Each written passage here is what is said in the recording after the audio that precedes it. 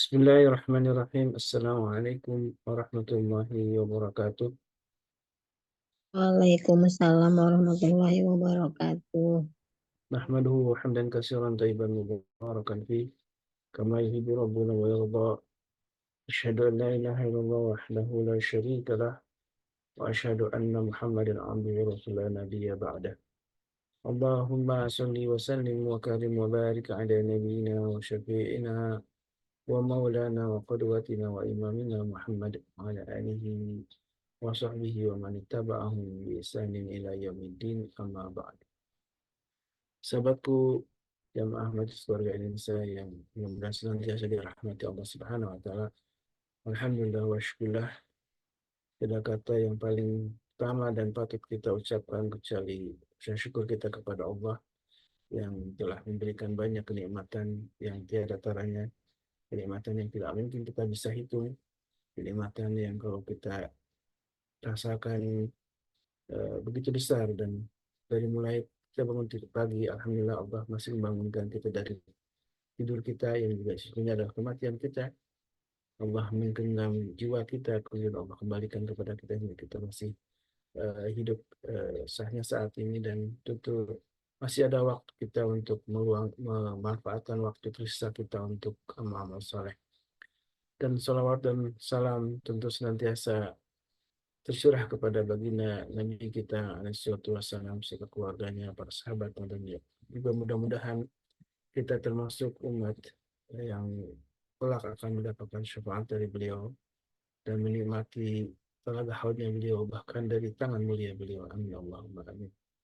Sahabatku yang dimuliakan Allah, tidak bosan-bosannya kami menasihati diri saya sendiri dan juga tentu jamaah semuanya untuk mengajak, mari kita manfaatkan pagi dengan sedekah, karena inilah salah satu amal yang ketika rutin kita lakukan termasuk amal yang paling dicintai oleh Allah Subhanahu wa taala, sebagaimana sabda Nabi, inna habal amalillah admu'amu wa inqallah.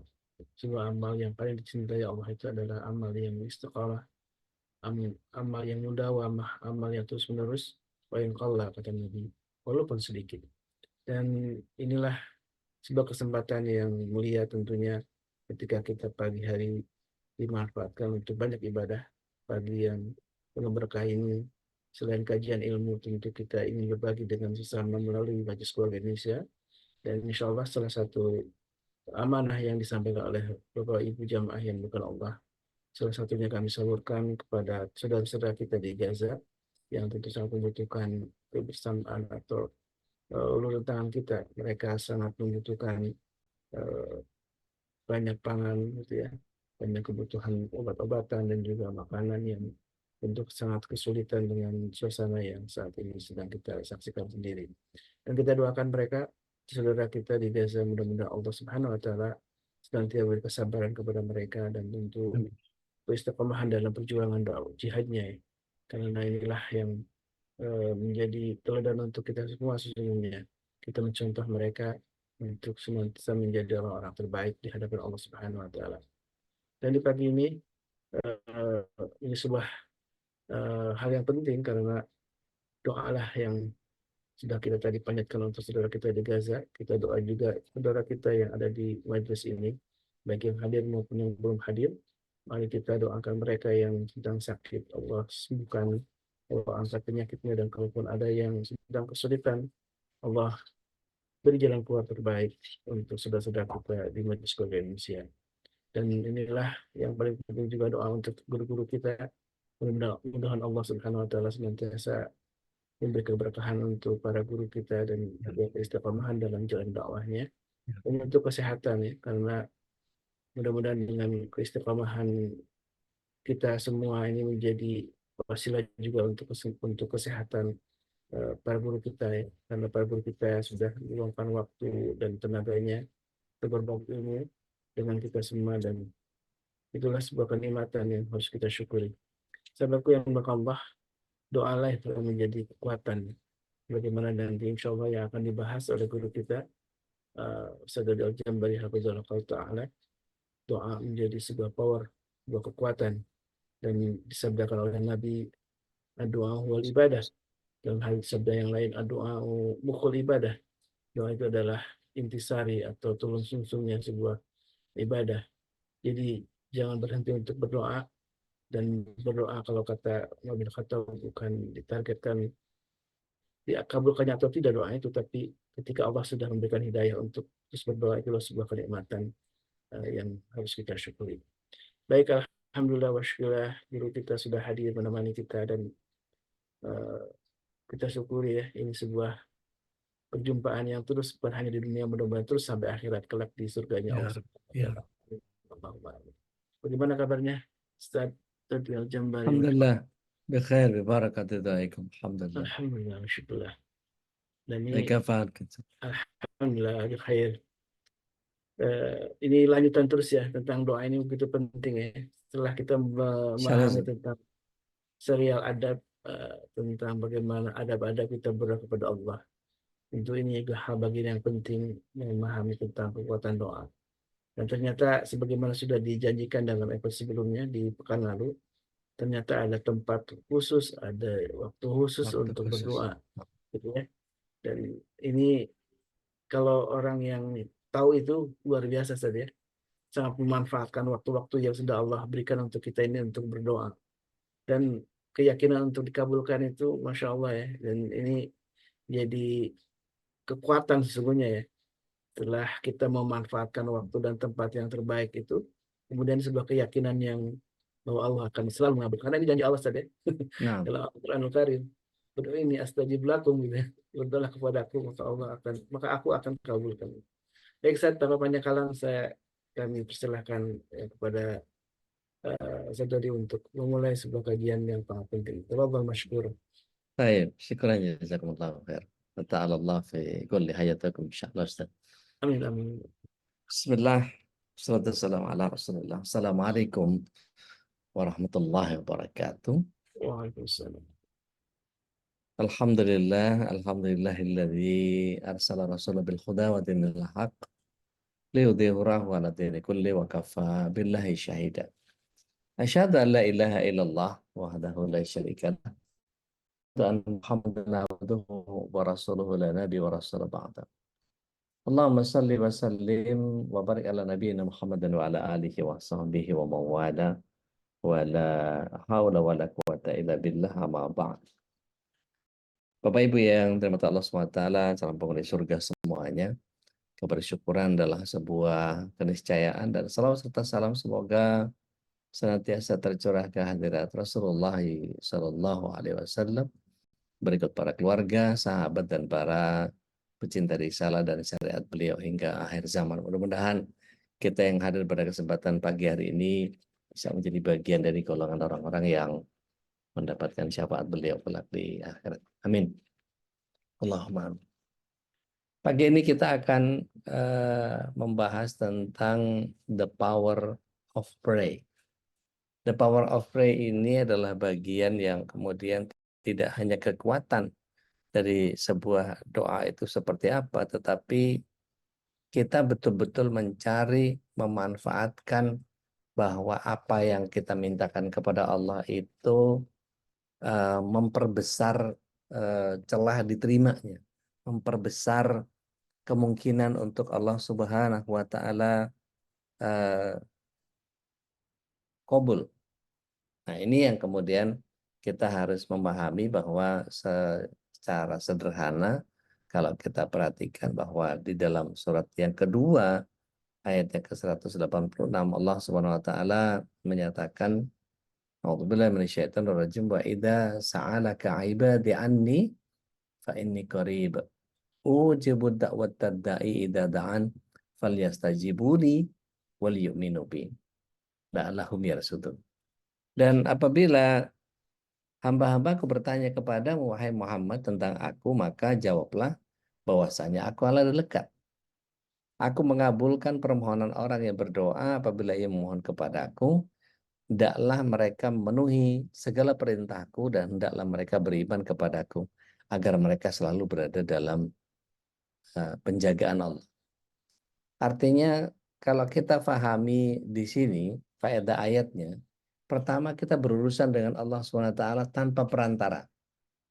Kalau di Katolik kita mesti ke romo gitu ya, ke pastor, untuk kita pengakuan dosa gitu ya. Kita enggak, kita cukup dengan istighfar saja.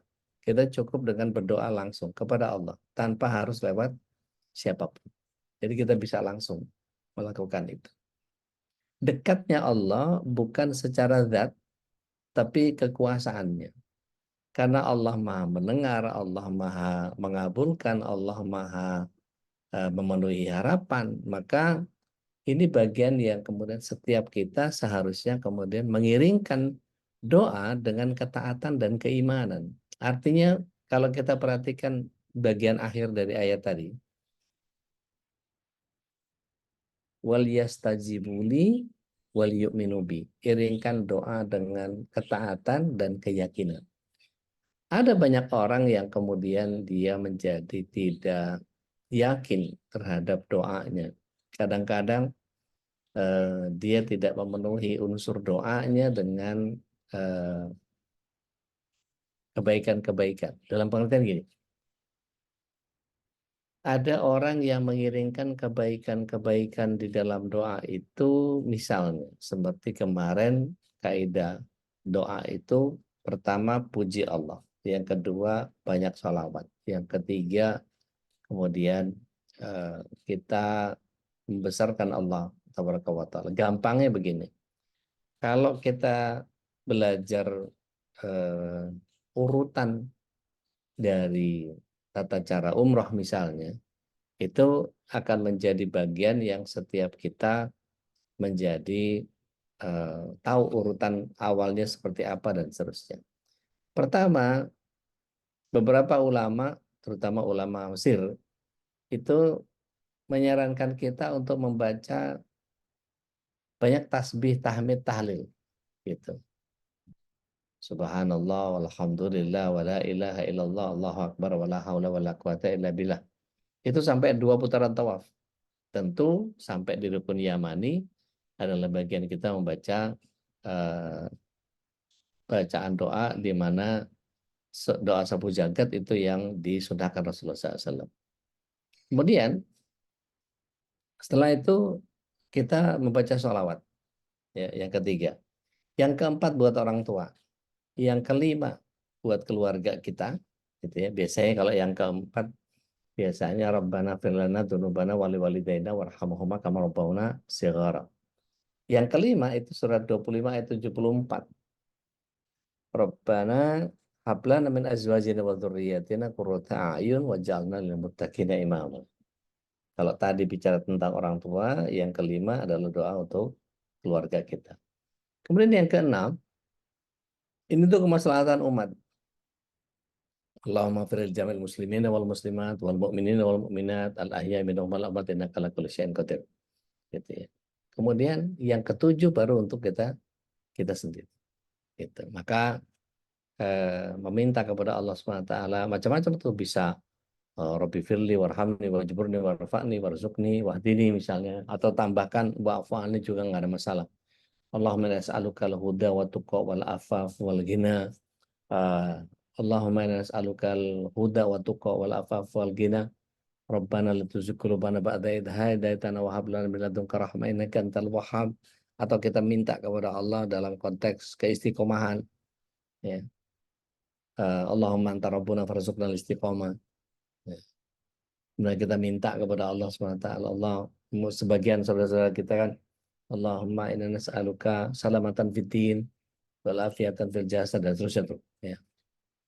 Wa barakatan fil ilmi, ya, dan seterusnya, panjang tuh minta. Jadi yang sifatnya untuk diri sendiri. Nah, ini yang kemudian membuat kita menjadi memahami bahwa apa yang Allah SWT berikan kepada kita ini adalah kondisi di mana ketika seseorang meminta kepada Allah Taala dalam konteks yang benar, gitu ya. Itu urutan-urutannya, ada adabnya lah. Nah, kemudian di salah satu hadis Rasulullah SAW menyatakan doa seorang muslim untuk saudaranya sesama muslim tanpa diketahui oleh doanya adalah mustajab.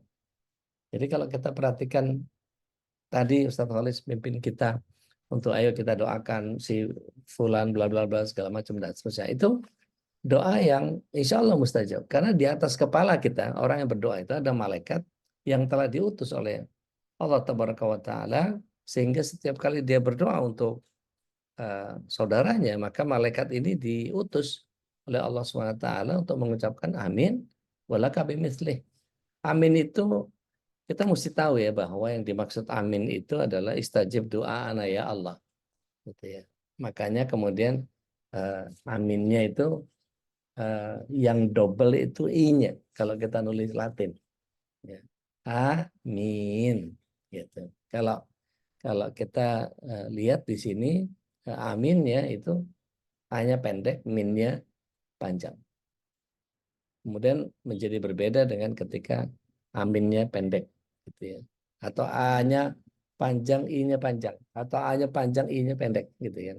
Nanti menjadi beda-beda. Nah, mari kita lihat bahwa ketika doa ini untuk kita sendiri dan kemudian kembali kepada kita, amin wala kami mislih, gitu ya. Kau akan mendapatkan seperti yang kau doakan. Maka akan menjadi luar biasa ketika kita mendoakan orang lain. Nah, misalnya, ya Allah, berikanlah keberkahan kepada saudara-saudaraku yang selama ini telah mendoakanku. Itu balik lagi ke kita. Ya Allah, berikanlah keberkahan hidup kepada si fulan, si fulan, si fulan, si fulan misalnya.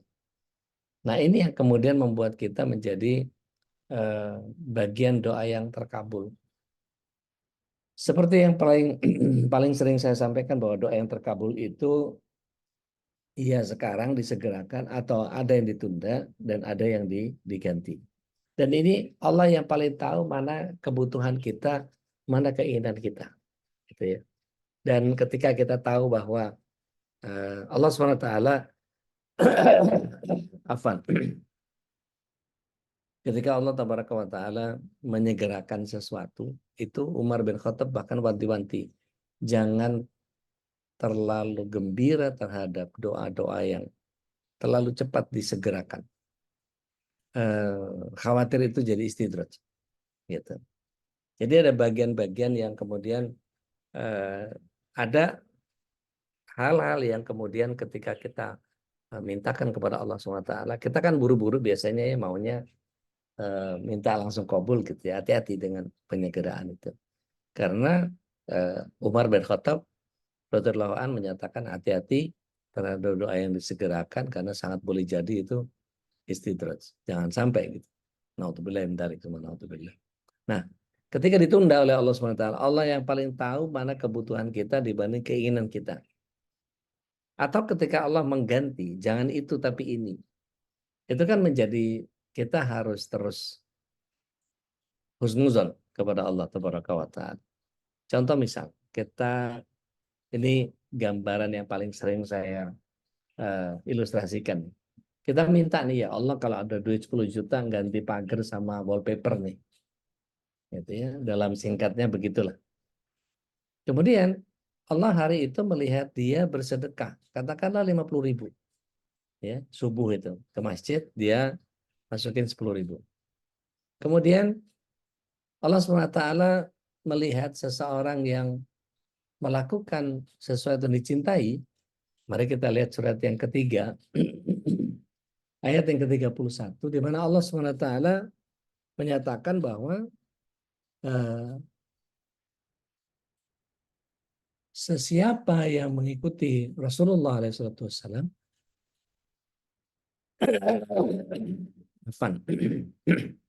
kendala vokalis begini. Jadi ketika ada orang yang mengikuti Rasulullah SAW, maka dua konsekuensi logisnya. Allah akan berikan kecintaan. Yang kedua, Allah akan berikan ampunan. Itu kan, wow, Masya Allah tuh. Ketika Allah SWT menyatakan bahwa aku mencintai si fulan, aku mencintai si fulan karena dia mengikuti Rasulullah SAW. Maka yang terjadi adalah kondisi di mana tatkala Allah SWT mendengar permintaannya 10 juta tadi itu, Allah SWT menghilangkan satu petaka baginya yang terjadi hari ini. Maka Allah SWT dengan mudah merubah takdir yang terjadi atas dirinya. Ibaratnya takdir itu seperti kartu, gitu ya. Maka yang terjadi adalah kartu kecelakaan itu dicabut sama Allah SWT. Maka menyampaikan kabar kepada para malaikat, petaka untuk si fulana, aku batalkan. Karena dia sudah melakukan sesuatu yang aku cintai. Apa itu? Yaitu sedekah. Gitu. Maka yang terjadi, Allah SWT akan mencabut kartu. Para malaikat akan sibuk supaya beliau, ya, hafizahullah ta'ala, tidak kemudian mendapatkan perhara itu. Ya. Malaikat akan koordinasi itu, ini nggak jadi, ini apalah segala macam dan seterusnya. Gitu. Sampai akhirnya kemudian yang mestinya hari itu dia kecelakaan, nabrak kendaraan orang dan kemudian kalau dirawat itu habis sekitar 10 juta total, gitu ya. Allah SWT selamatkan dia dari 10 juta yang keluar. Allah berikan 10 juta dalam bentuk kesehatan dan kelancaran. It feels like nothing happened, kayak nggak terjadi apa-apa. Gitu.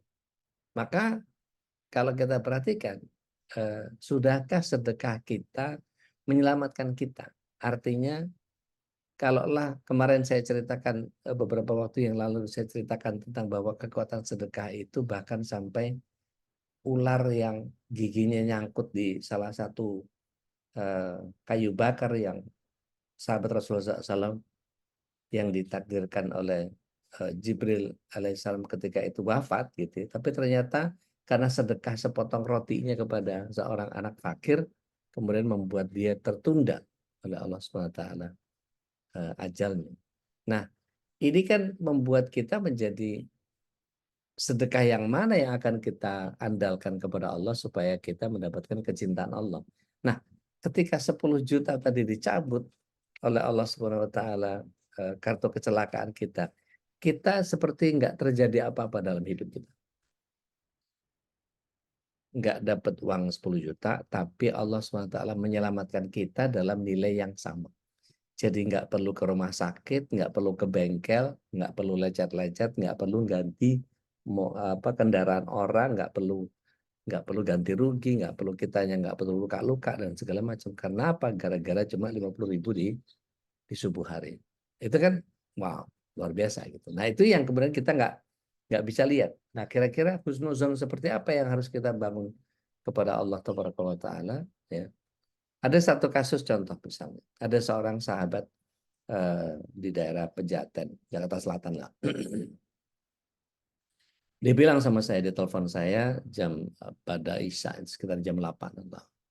Saat minta pertimbangan, saya itu didatangi sama tetangga. Dia itu memang agak susah orang. Susah apa? Susah bayar.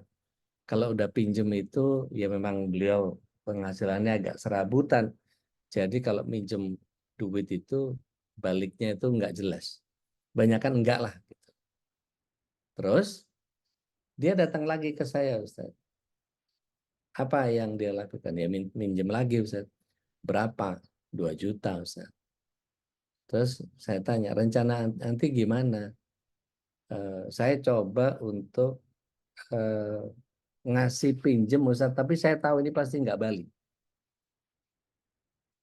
Terus saya bilang, kalau gitu saran aja nih, 1 juta dikasih, 1 juta diutangin. Gitu. Nggak bakal balik juga, Ustaz. Oke. Bismillah ya, saya bilang. Sedekahin aja 2 juta, 2 jutanya gitu ya. Nanti lihat bagaimana Allah bekerja. Itu ya Ustaz. Saya pikir-pikir dulu ya Ustaz. Oke. Besok paginya kira-kira saya mau berangkat berkegiatan, tiba-tiba telepon. Telepon rumah yang telepon. Telepon rumah dan telepon, Ustaz, katanya. Loh, kenapa? Tahu nggak Ustadz, saya tadi malam saya kasih 2 juta ke tetangga itu. Ternyata hari ini anakku nggak mau ditungguin di kelasnya. Padahal biasanya kalau nggak bibinya, saya harus nongkrong di kelasnya untuk nemenin dia. Pagi ini dia turun, dada mama, dada bibi. Saya langsung shock. Kalau saya tahu 2 juta itu membuat dia mandiri, udah dari dulu saya lakukan itu. Saya bilang, ya kan kebayang ya repotnya emak-emak pagi-pagi mesti nongkrong di kelasnya anak gara-gara anaknya rewel gitu ya. Jangan sampai dia tantrum segala macam gitu. Buruk buat psikologi anak. Nah, itu betul-betul dia pakai tasnya, dia dada mama, dada bibi. Dengan melenggang dia jalan ke sekolahnya. Tapi gara-gara apa? Gara-gara 2 juta yang disedekahkan. Nah, kita nggak tahu nih bagian yang seperti apa yang akan Allah SWT berikan kepada kita menjadi bagian yang menjadi sangat luar biasa. Beriring dengan doa yang teriring dengan sedekah tadi, ada bagian yang kemudian jangan ini tapi diganti dengan itu oleh Allah SWT. Maka nggak bisa kita mengatur Allah Tabaraka wa Ta'ala. Nah, jadi biarkan saja Allah mengaturnya seperti apa. Nah, ada bagian yang kemudian setiap kita perlu memahami bahwa keindahan 2 kota gitu ya, yang kemudian menyebabkan kita mendapatkan begitu banyak rahmat. Makanya disebut ya Dhuyufur Rahman wa Dhuyufur Rasul. Ketika kita bersirabak pandang dengan Ka'bah misalnya. Bapak Ibu tahu kan ya, 20 rahmat untuk yang melihat Ka'bah. Ketika kita datang, Allahumma antas salam wa minkas salam, fa inna rabbana bisalam tabarak rabbana yatal jalali wal ikram. Itu dapat 20 rahmat itu. Ketika tawaf, apa kata Rasulullah SAW? Situna li ta'ifin, 60 rahmat buat yang tawaf. Begitu selesai, kita lewat di belakangnya makam Ibrahim, lewat takhidu min makam Ibrahim musalla, kemudian kita menghadap ke Multazam, kita sholat di belakangnya makam Ibrahim, gitu ya. Meskipun nggak persis tepat, agak geser-geser jadi tempat yang aman supaya nggak ganggu orang juga. Maka kemudian kita sholat selesai, kita dalam sholat itu Rasulullah SAW menyatakan ada 40 rahmat. Jadi 20 rahmat yang waktu kita bersalam, 40 rahmat sudah 60 gitu ya ketika kita sholat, dan 60 lagi pada saat kita tawaf. Masya Allah, begitu mudahnya kita. Makanya berapa dana yang sudah kita alokasikan untuk kita nabung untuk umroh. Atau buat yang sudah pernah atau udah sering, ada nggak program yang kemarin saya tanya tuh Mbak Dian, ya Mbak Dian, siapa Mbak Oli kalau nggak salah, Mbak Dian, Mbak Oli, saya minta untuk ayo kita gerak bareng-bareng patungan umroh. Nggak tahu udah jalan atau belum tuh. Jadi kalau nunda-nunda makin lama lagi nanti kesempatannya diambil sama orang lain. Padahal itu bisa disegerakan. Di Mekah kita bisa datang ke Museum Wahyu. Kita akan melihat betapa Allah Tabaraka wa Ta'ala itu menghadirkan begitu banyak keindahan, tidak hanya fenomena, tetapi bagaimana Allah Tabaraka wa Ta'ala memberikan kepada kita betapa ada banyak hal di ayat-ayat Allah yang bertebaran di kauninya gitu ya. Sehingga ketika kita memperhatikan, bahkan kita melihat kepada diri kita sendiri saja begitu rumitnya gitu ya. Sehingga setiap orang menjadi membutuhkan pemahaman yang cukup lama untuk kemudian dia bisa memahami apa yang Allah SWT berikan kepada dirinya bahkan. Kalau kita belajar tentang fungsi otak, bagaimana fungsi THT, kenapa ada spesialis THT itu nyambung antara telinga, hidung, dan tenggorokan gitu ya. Belum lagi kita bicara kerongkongan, gitu. Bagaimana sistem pencernaan dan seterusnya itu Allahu Akbar. Begitu rumit dan Allah SWT menjadikan setiap kita menjadi sangat spesifik gitu ya. Nah, kemudian yang perlu kita pahami adalah seperti yang kita pernah bahas di kemarin. Ada waktu-waktu mustajab yang kemudian kita perlu amati dan catat. Kalau perlu screenshot ya. Allah Subhanahu wa taala turun ke langit dunia apabila tinggal sepertiga malam terakhir dan berkata, Siapa yang mohon kepadaku untuk kau kabulkan, barang siapa meminta kepadaku untuk kuberikan, barang siapa yang beristighfar, mohon ampunan untuk akan kau ampunkan. Jadi bagian ini kemudian membuat kita, ya kalau sholat malam, bangun malam gitu, ngapain? Gitu. Bangun lagi, tidur lagi, cuma buang air kecil aja, gitu. Maka ini yang kemudian kalau bisa di sepertiga malam terakhir itu mohon sama Allah. Barang siapa yang minta pasti dikasih.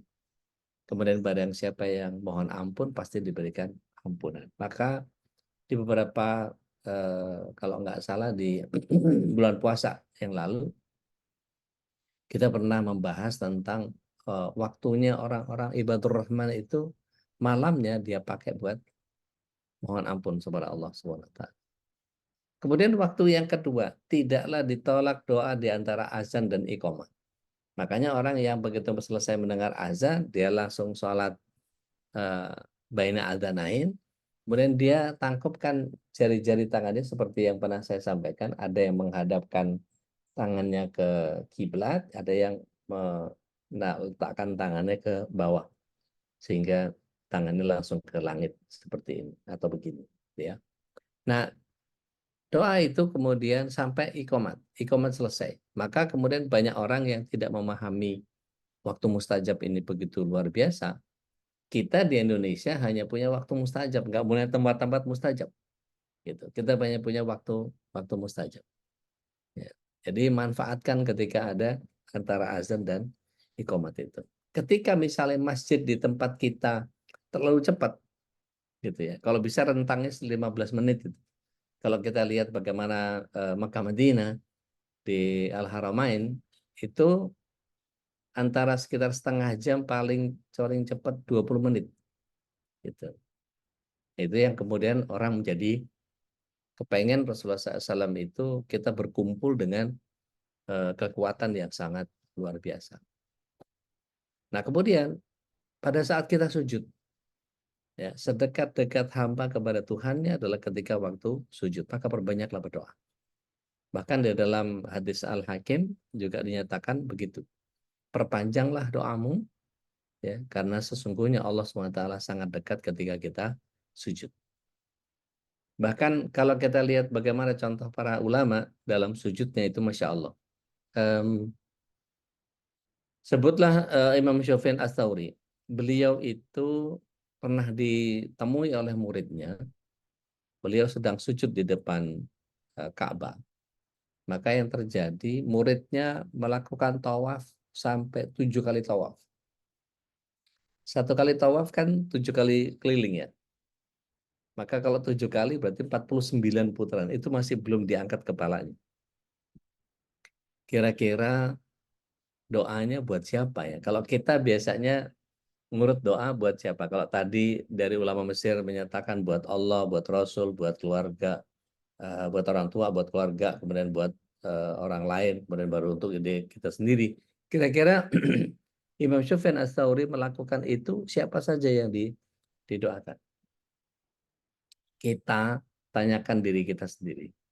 Sudahkah kita mendoakan negara kita? Jika tidak pernah terpikir untuk mendoakan negara kita, pemimpin bangsa kita, artinya pantesan kalau negaranya kayak begini dan pemimpinnya seperti itu. Karena tidak pernah ada doa dari para orang-orang soleh untuk pemimpin-pemimpin kita, untuk bangsa kita. Artinya, oh bisa jadi. Kan kalau kita lihat begini ya, orang haji itu sekitar 200 ribuan. Dan haji itu balasannya surga. Ya. Jika balasannya adalah surga, maka seharusnya doa-doanya para haji yang mabrur ini dikabul oleh Allah Subhanahu wa taala. Tetapi kalau kemudian kita lihat bangsa kita seperti ini, sangat boleh jadi ada doa yang terselip di antara sekian banyak lafaz doa itu yang bangsa kita dan negara kita nggak pernah didoain. Nah, ini kan sedih banget kalau kayak begini. Bukan karena oknum-oknumnya gitu ya, tapi demi kemaslahatan kita kan mestinya kita mendoakan juga gitu. Jadi harusnya dalam konteks tadi setidaknya yang paling umum deh.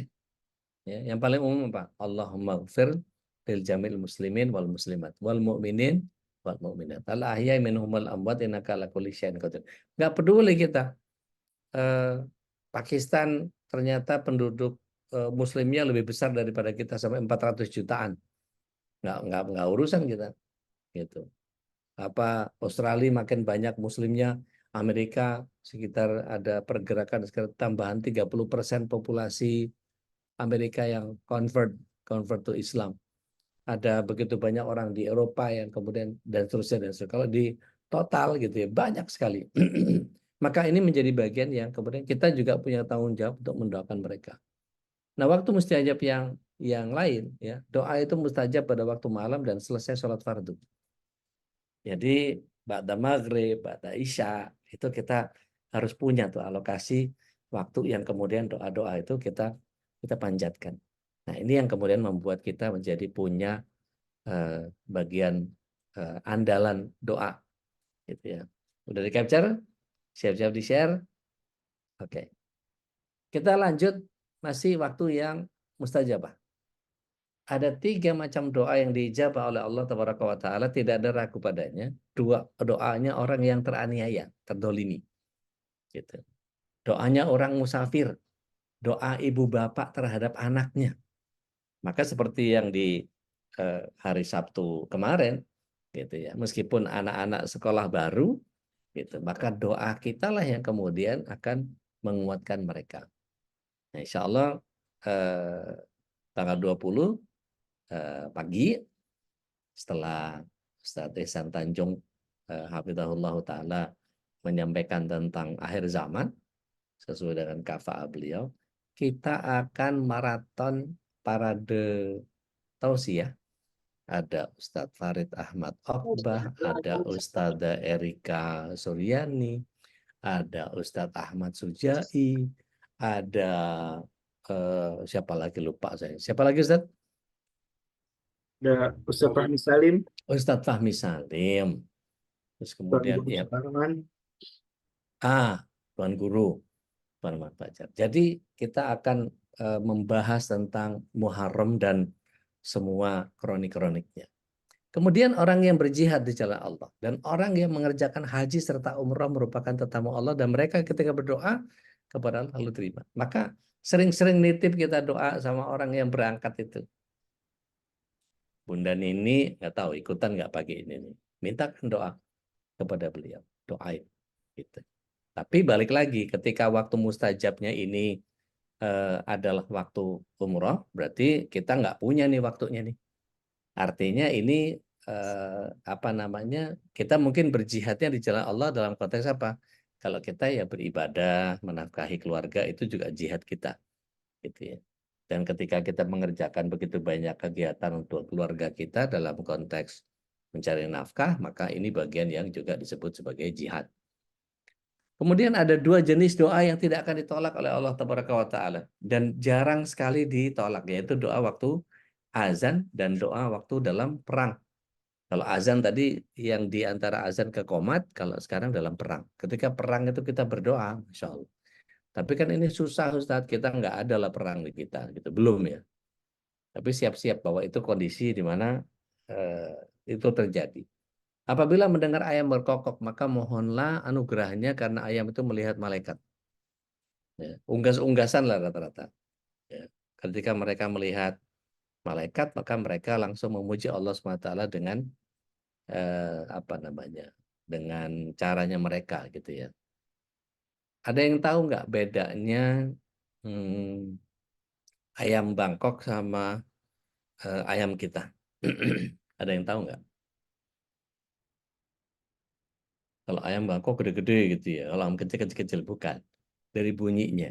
Kalau bunyinya ayam kita gitu ya, kuruyuk gitu. Kalau di sana gitu. Coba tanya orang Thailand, pasti begitu bunyinya. Atau kalau kita datang, saya pernah ke Pondok Kelapa itu ke Masjid Az-Zumar itu, dia punya ayam ketawa. Jadi di pas waktu kukuruyuk itu, gitu kayak ada ketawanya, gitu. Itu seru juga. Atau yang lain lah ya, yang kemudian mengikatkan kita kepada ayam-ayaman itu, ini yang kemudian membuat kita menjadi masuk ke dalam sebuah bagian yang Rasulullah SAW atur itu sedemikian rupa. Jadi kalau mendengar ayam berkokok, maka mohon anugerahnya ketika ayam itu melihat malaikat. Begitu juga dengan kondisi ketika hujan. Hujan itu adalah bagian yang kemudian kata Rasulullah SAW, ketika hujan itu para malaikat Malik, ya, malaikat yang bawa rezeki berupa hujan itu, kemudian mereka setelah meneteskan di tempat kita, kemudian dia balik kepada Allah SWT melaporkan. Ya Allah, saya sudah meneteskan air hujan di wilayah Anu. Dan saya mendengar tadi si fulanah berdoa begini, begini, begini. Dan itu secara spesifik. Allah SWT ketika memunculkan hujan dimanapun gitu ya, dan kemudian kita berdoa, maka kemudian kalau hujan turun, jangan kemudian kita ngeluh gitu, ya hujan deh gitu. Bukan. Tapi lebih kepada Allahumma sayyiban hani'an. Allahumma sayyiban nafi'an. Gitu ya. Bisa nafi'an, bisa hani'an. Ya. Kemudian 3 bentuk doa yang dimustajabkan Allah. Doa ibu bapak terhadap anaknya, doa orang yang puasa, dan doa orang yang sedang dalam perjalanan. Makanya kalau ada orang jalan-jalan, jangan dimintain oleh-oleh, tapi justru mintakan doanya. Karena doanya orang musafir itu mustajab. Di hari Jumat, ada satu waktu yang apabila seorang hamba memohon sesuatu kepada Allah, maka akan diberikan. Beberapa ulama menyatakan ba'da asar. Ya. Karena Jumat itu terdiri dari 12 bagian. Maka bagian yang paling bagus itu adalah ba'da asar. Seperti itu. Nah ini yang kemudian kita manfaatkan. Dan tentu kalau bicara tempat gitu ya, bukan waktunya tapi tempatnya. Ini waktu dan tempat sekaligus. Sebaik-baik doa adalah pada hari Arafah dan kita sudah melaluinya kemarin. Nah, kemudian ketika kita memahami bahwa apa yang Allah SWT hadirkan itu dari sisi waktu kita bisa dapatkan. Nah, ini yang dari sisi tempat dan semuanya hampir seluruhnya itu ada di Saudi Arabia. Ya, yaitu pada saat haji, ya, pada saat umroh. Dan ini bagian yang kemudian setiap kita kalau kemudian melakukan ini pada ritual haji dan umroh, di Arafah itu cuma antara duhur sampai maghrib. Jadi kalau kita sekarang, mumpung sepi yuk kita ke Arafah sekarang. Itu nggak terjadi apa-apa. Ya doanya sama kayak doa tempat biasa. Mina, tanggal 8, tanggal 10 sama 13 Dzulhijjah. Ya, kalau sekarang udah nggak ada lagi waktunya. Nggak ada istimewanya lagi. Ya Mina nggak ada yang tinggal di sana, Arafah apalagi itu paling pekerja-pekerja yang bangunan-bangunan yang sedang digalang oleh pemerintah Saudi di Musdalifah khusus untuk tanggal 10 Dzulhijjah saja dan kemuliaannya hanya sampai subuh gitu. Setelahnya orang meninggalkan Musdalifah biasanya. Safa Marwah saat umroh gitu, di 2 bukit ini. Dan pada saat umroh tentu ya sepanjang Safa Marwah itu di Mas'a tempat sa'i itu menjadi bagian yang sangat luar biasa. Nah kalau masuk ke Hijr Ismail maka kita lakukan sholat mutlak. Ini juga tempat mustajab karena sama seperti kita masuk ke dalam Ka'bah. Kalau kita sholat di Hijr Ismail. Tapi sekali lagi kalau bicara tentang tempat mustajab ini tentu kita akan berebut dengan banyak orang. Jangan memaksakan diri untuk kemudian kita khawatir untuk sampai kemudian mencelakakan diri sendiri. Na'udzubillah min dzalik. Gitu. Nah, khusus untuk multazam, Rasulullah SAW menyatakan antara Hajar Aswad dengan pintu Ka'bah itu ada satu tempat namanya multazam. Gitu. Nah, saya punya kawan orang Lombok namanya multazam. Gitu. Kata beberapa guru kami, kalau antum berdoa jangan di depan Ustadz Multazam, tapi di depannya Multazam. Karena kalau di depannya Ustadz Multazam, gitu, Ustadz Multazam bisa pindah-pindah. Tapi kalau kita berdoa kepada Multazam itu searah dengan itu, nggak harus nempel sampai nemplok kayak kayak Rasulullah SAW contohkan gitu, nggak. Tapi cukup searah, agak jauh pun ketika kita mencoba untuk menghadirkan kecintaan kepada Allah Taala, searah saja dengan eh, multazam, maka itu adalah tempat yang mustajab. Yuk kita niatkan, azamkan, Bismillah, la haula wala quwata illa billah, kita bisa mengumrohkan orang-orang yang terkasih, entah itu marbot, entah itu ustadz kampung, entah itu siapapun gitu. Kalau di sini misalnya ada yang belum umroh siapa gitu, ya, maka yuk kita berangkatkan umroh sebagai sebuah hadiah dari kita gitu. Siapa? Mas Nandar mungkin gitu. Eh, Ustadz Khalis udah bolak-balik kali ya kalau Ustadz Khalis. Eh, Siapa lagi? Yang kemudian kita patungan kemudian kita berikan kepada orang-orang yang sepertinya layak mereka untuk mendapatkan itu gitu. Nah, itu bisa kita kemudian eh, usahakan untuk patungan. Nah, saya nggak tahu Tedian sama Mbak Aulia sudah bergerak sampai mana tuh. Baik, ala kulli hal eh, mudah-mudahan ini menjadi bagian yang membuat kita terinspirasi untuk menghadirkan kecintaan kita kepada apa yang datang dari Allah Tabaraka wa Ta'ala, dan kemudian apa yang datang dari Rasulullah SAW menjadikan kita semakin mencintai dengan cara Allah dan Rasulnya Sallallahu Kan Alaihi nembeng Wasallam. ini gimana nih telepon Pak Ibu Ustaz. Nomornya ganti-ganti terus dong. Hatallah wa iyyakum ajma'in. Aku qauli hada astaghfirullah wa lakum billahi bisabil haq akhir da'wana alhamdulillahi rabbil alamin. Saya kembalikan lagi ke Ustaz Khalis wa tafadhal Mas Khalis. Insyaallah, tabarakallah. Mudah-mudahan dengan penjelasan tadi kita makin paham ya. Karena di Indonesia tidak ada tempat untuk mustajab, jadi waktu yang paling bisa dimanfaatkan saja. Nah, Punya sepertiga malam itu paling utama tuh. Sepertiga malam kita membiasakan bangun lebih awal sebelum subuh gitu ya. Yang kita manfaatkan untuk sholat tahajud, kemudian juga berbanyak doa, dan istighfar itu menjadi salah satu yang disunahkan saja. nah, Beristighfar sebanyak mungkin ketika sepertiga malam.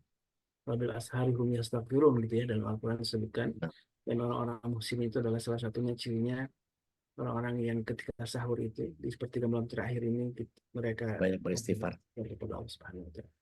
Baik, silakan jamaah, masih ada waktu untuk tanya jawab karena guru kita hanya sampai jam 6.30 ini kalau di hari Kamis. Iya. Masih ada kelas lain gitu ya. Silakan manfaatkan waktu untuk tanya jawab atau sharing juga boleh tentang bagaimana kekuatan doa yang sudah dirasakan oleh jamaah, dan itu bisa jadi inspirasi untuk sahabat-sahabat yang lain gitu. Mau sharing juga boleh loh, nggak harus nanya ya. Iya, Kalau mau sharing boleh, bantah boleh, nambahin boleh, silahkan. bantah silakan kalau berani gitu ya. Dalilnya tapi Betul, nggak apa-apa. Ahlan, Saya ya sharing. kan. Monggo, Abah, silakan Abah Abah. sharing, insya Allah. Sehat, Bah? Alhamdulillah, baik, baik, sehat, alhamdulillah. Kita lihat wajahnya ini Ya, tertutup wajahnya, Bah. iya lagi ini, lagi pakai baju kaos Nah, Masya Allah. bersih sambil dengan ceramah. Nah, konteks Gimana, dengan Mbak? Silakan, Mbak. ini apa namanya cerita lah kalau terkait dengan doa. Jadi doa itu ternyata dari awal kita selalu berdoa pada titik tertentu memang Allah buktikan. Ini saya cerita. Ketika Ya. dulu saya SMP SMA kan pernah jadi kuli, jadi ART, Ya. jadi tukang sapu, tukang sampah. Jadi ketika saya nyapu taman, saya doa, ya Allah, pada saya nanti mudahkan aku punya tanah yang lebih luas dari tanah ini. Saat saya mengepel rumah majikan, ya Allah, mudahkan aku pada saat nanti aku punya rumah lebih besar dari ini. Ketika saya nyuci mobil gitu terus ya, dari SMP sampai SMA sampai seterusnya. Ya kadarullah, apa yang saya doakan, saya minta itu, ya Allah berikan. Alhamdulillah. Alhamdulillah. Ya sampai ya Allah, aku pengen punya masjid, bangun masjid buat kedua orang tuaku. Nah, dapat pesangon, sepertiga dari pesangon, saya beli tanah, bangun masjid. Alhamdulillah. Itu aja. Satu lagi rumah. Nah, waktu saya pindah dari Cirebon ke Jakarta, itu kan memang kondisi dulu-dulu itu agak sulit ditanya rumah Jakarta yang murah kan nggak ada. Saya berdoa terus, ya Allah, mudahkanlah aku mendapatkan rumah di depan masjid. Tanahnya luas, harganya murah. Kan sulit nyari rumah kayak gitu kan. Betul. Tanah luas, harga murah, depan masjid. Itu setahun setengah saya keliling. Mulai dari Bekasi sampai ke Bogor, Tangerang, sampai ke Depok, keliling lah. Oh ya, ratusan perumahan dan lain-lain saya datang. Ya Iya. kadarullah ketemu. Ya, Bu Darni yang udah kesini dah pernah ke rumah. Jadi saya Ustaz. dapat depan masjid, tanahnya luas, harganya murah. Nah itu kekuatan doa. Ya. Termasuk itu dari doa orang tua. Saya selalu, Bu, kalau mama ibu pengen pergi haji, ini buku manasik haji, mama hafalkanlah semua yang setebel ini. Insya Allah nanti mama doain saya bisa pindah dari departemen keuangan, saya pindah ke perusahaan lain yang bisa nabung buat mama pergi haji. Ya beliau rajin tahajud, saya tiap pergi berpuasa, doa ya Allah mudahkan aku memberangkatkan orang tua aku pergi haji. Kadarullah alhamdulillah Allah kabulkan. Nah itu dahsyatnya doa. Subhanallah, masyaallah. Syukran. Afwan. Dan Barakallah. saya yakin itu ya dengan pengabulan doa Betul. dari Allah itu ya, Mbak ya. Insya Allah. Mbak Nana, silakan. Assalamualaikum warahmatullahi wabarakatuh. Ustaz Dodi, Waalaikumsalam jamaah. warahmatullahi wabarakatuh. Izin sharing boleh ya Ustaz? Mangga, silakan. Terkait dengan tadi yang Ustaz sampaikan tentang sedekah. Jadi ini dari pengalaman ketika ikhtiar menghantar Mas Dika sepulang dari Malang. Waktu zaman belum ada tol, itu berarti kan Nana lewat, pas Nana yang memang lagi setir kendaraan di perempatan lampu merah itu terhenti antara Pati dan Kudus. Itu berdiri sosok laki-laki berbaju putih dan menengadahkan tangannya jam 2 dini hari udah. Oke. Ya Bismillah dengan niat karena Allah insya Allah mensedekahkan sesuatu. Dan di situ beliau mendoakan dengan bahasa Jawa yang sangat indah. Kemudian anak aminkan. Dan terjadi udah di alas roban. Itu masih pada tidur. Kalau yang ini yang di dalam mobil di alas roban itu kan turun ya udah ya, menurun gitu. Dari jauh, nah udah lihat nih ada motor sepasang suami istri sudah sepuh. Setelah muter balik kan harusnya ibaratnya melipirnya tetap di kanan ya udah supaya dia nggak tiba-tiba dengan arah yang sangat tipis itu tiba-tiba motornya tuh bergerak benar-benar ngebanting ke kiri udah. Dan yang Nana lakukan pada saat itu langsung ucapan zikrullah sambil ngebanting sebanting-bantingnya mobil udah. Akhirnya mobil demi untuk menghindari terjadinya insiden tabrakan maut ya udah ya. Ya itu aja udah alhamdulillah wasilah doa Bapak tersebut ya. Akhirnya Nana dan yang di dalam mobil itu selamat karena mobil langsung muter sekitar 180 derajat deh di alas. Demikian udah dan jamaah. Syukran jazakumullah khair. Barakallah. Oh barakallahu fiik udah. Nadia mangga. Bismillahirrahmanirrahim. Assalamualaikum warahmatullahi wabarakatuh. Waalaikumsalam warahmatullahi wabarakatuh. Udah, saya mau tanya tips menyebarkan sedekah secara adil. Misalnya kita kan ada orang tua, ada saudara, ada tetangga, ada majelis, ada panti gitu. Iya. Tips supaya adil gimana deh? Makasih. Baik, Bismillah. Salatu wassalamu ala Rasulillah. Kira-kira yang paling butuh yang mana? Kalau orang tua yang lebih butuh, orang tua dulu. Kalau panti kan biasanya kalau panti banyak ya yang nyumbang ya.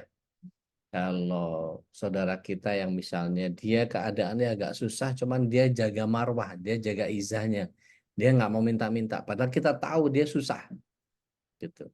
Maka kita ketahui dulu yang mana yang paling urgent untuk kita bantu.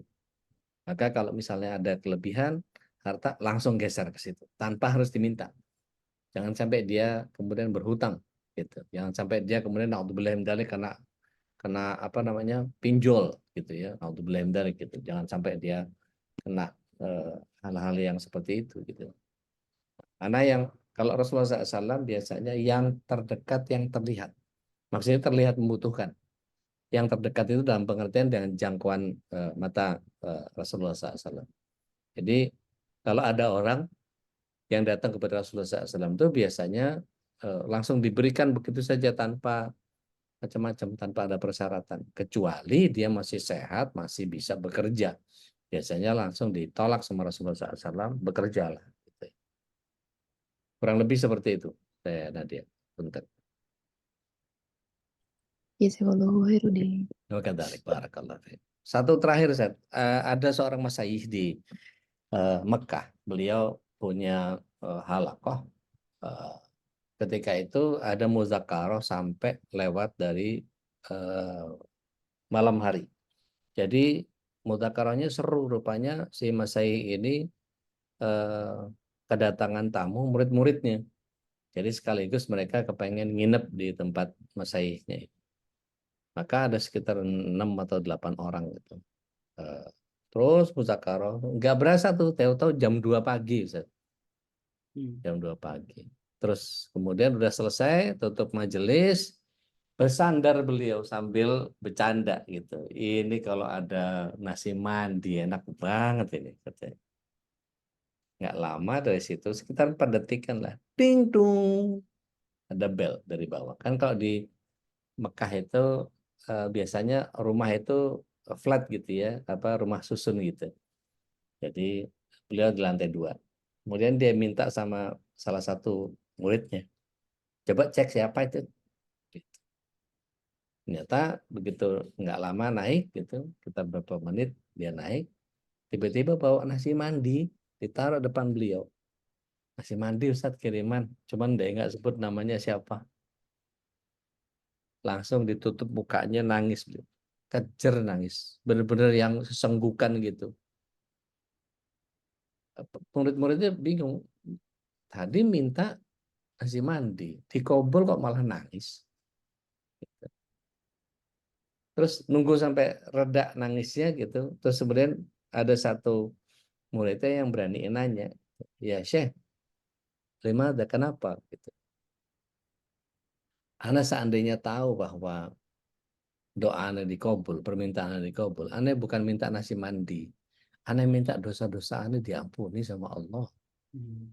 Nangis lagi gitu. Maka murid-murid itu juga ikut nangis. Iya ya, betapa kita nggak tahu mana bagian yang akan dikabul sama Allah Taala. Maka teruslah berbuat baik supaya kita masuk ke dalam bagian yang kemarin kita sudah bahas bahwa husnul khotimah itu bagian yang gampang mencapainya, yaitu jangan pernah maksiat. Ya, naudzubillah min dzalik, supaya kita bisa masuk ke dalam sebuah pemahaman yang benar tentang itu. Tapi Ustaz, Anda ada kelas lagi, Ustaz? Alafu. Jadi kita sudahi sampai di sini. Anda izin pamit lebih dulu. Barakallahu fiik. Assalamualaikum warahmatullahi wabarakatuh. Waalaikumsalam. Waalaikumsalam warahmatullahi wabarakatuh. Sebenarnya banyak testimoni ya yang juga mungkin ingin disampaikan Thank you, Dek. sudah menunjukkan rasa syukurnya ya, sebagai rasa syukur kepada Allah atas semua pengabulan doa-doanya. Dan tapi karena berhubung waktunya yang terbatas, mudah-mudahan nanti kita bisa lanjutkan mungkin tema tentang doa ini ya di pekan depan dengan tema-tema yang lain yang berkaitan dengan doa. Dan mudah-mudahan Allah Subhanahu wa taala terus istiqomahkan kita untuk terus berdoa, karena salah satu yang dikhawatirkan oleh Umar bin Khattab ketika berdoa, kata beliau, bukan aku tidak mengkhawatirkan doanya apakah dikabulkan atau tidak oleh Allah, tapi aku khawatirkan ketika Allah tidak lagi memberikan aku hidayah untuk terus berdoa. Dan inilah doa, karena doa adalah ibadah. Doa huwal ibadah, doa adalah ibadah. Dan kata Nabi SAW dalam sebuah sabdanya, dalam yas'alillah qadiballahu alaih, siapa yang tidak meminta kepada Allah, maka Allah akan marah kepadanya.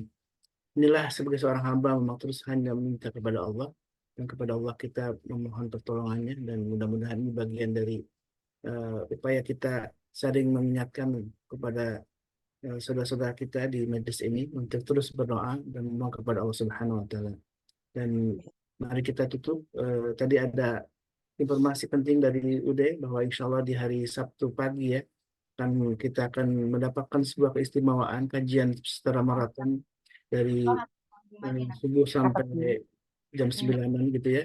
Ada banyak ustadz yang hadir sebagai upaya kita memaknai bulan Muharram ini. Ada Ustadz Ihsan Tanjung, ada Ustadz Fahmi Salim, ada Ustadz Ahmad Suja'i dan banyak juga para ustadz lain insya Allah akan hadir untuk menemani kita selama beberapa jam ini di hari Sabtu. Jangan lewatkan, dan insya Allah nanti hari ini mungkin insya Allah akan disebarkan informasi lebih jelas lagi. Barakallahu fikum, mudah-mudahan Allah senantiasa memberkahi kita semua, dan mari kita tutup dengan doa kafaratul majlis. Subhanakallahumma wa bihamdika asyhadu an la ilaha illa anta astaghfiruka wa atubu ilaik. Alhamdulillah hadana wa iyyakum. Assalamualaikum warahmatullahi wabarakatuh. Waalaikumsalam. Allahumma arhamna bil Qur'an waj'alhu lana imaman wa nuran wa hudan wa rahmah. Allahumma dhakkirna minhu ma nasina وعلمنا منه ما جهلنا وارزقنا تلاوته آناء الليل وأطراف النهار واجعله لنا حجة يا